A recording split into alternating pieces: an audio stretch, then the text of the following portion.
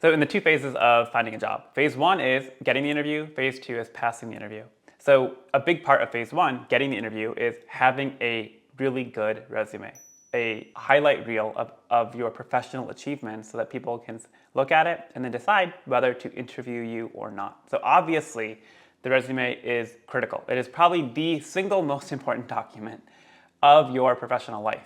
I have a couple of rules I want to share with you on how to make your resume actually stand out. And I'll tell you from looking at hundreds or probably at this point thousands of resumes, the majority of them are bad. Not just bad, but they are flaming garbage. I would never hire someone or never even interview someone with a lot of the resumes that I have seen. A very common mistake I see is people who have resumes with a lot of flowery language, a really unique format. They think, hey, I'm a unique person, I have a unique personality. My resume should be unique too. I'm gonna have a bunch of different colors and I'm gonna have 4 columns and a lot of really cool pictures. That is not how you succeed with a resume. The resume should be laser focused on highlighting your professional accomplishments. People don't spend very much time looking at it. Within 10 seconds, within 8 seconds, they are going to make a judgment about whether they think you have what it takes to succeed at the company and whether they put you in the yes pile or the maybe or no pile. And frankly, maybe and no both turn into no at the end of the day. One of the really easy ways for me as a hiring manager to get turned off on your resume is very simple: length. So a lot of people think that, okay, I have so many different things I've done. I've done 3 internships, I followed 5 tutorials, and so therefore I have 5 projects. I have all these clubs and activities and hobbies that I want to showcase, and they have, a resume which ends up being 4 or 5 pages long. And if someone is spending 8 or 10 seconds looking at your resume, the vast, vast majority of that is going to be completely ignored.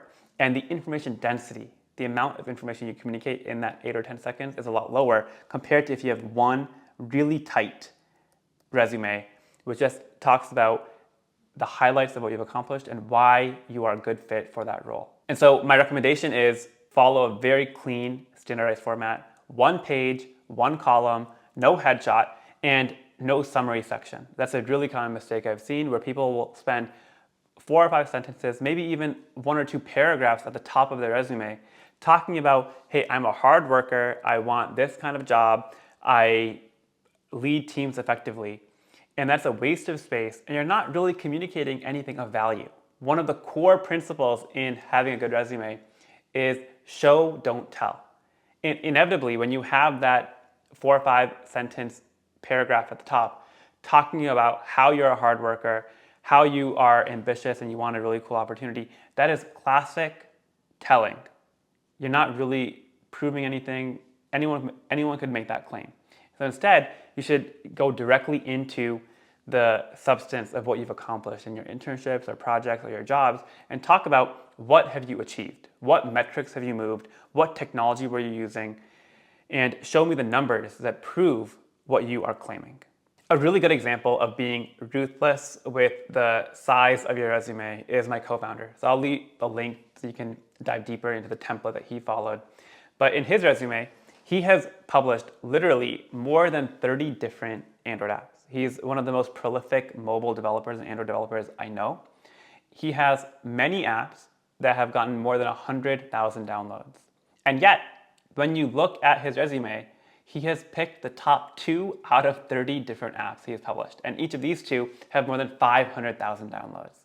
And so that's a really good demonstration of how you need to really figure out what are the top few things that will fit, that will clear the bar for a 1-page resume. Brevity is your friend here. And Alex doesn't have a 10-page resume, even though he easily could. He focused on the top 2 because that will capture all the value that he was able to create from the lesser projects. It's focus on the pinnacle of what you've achieved.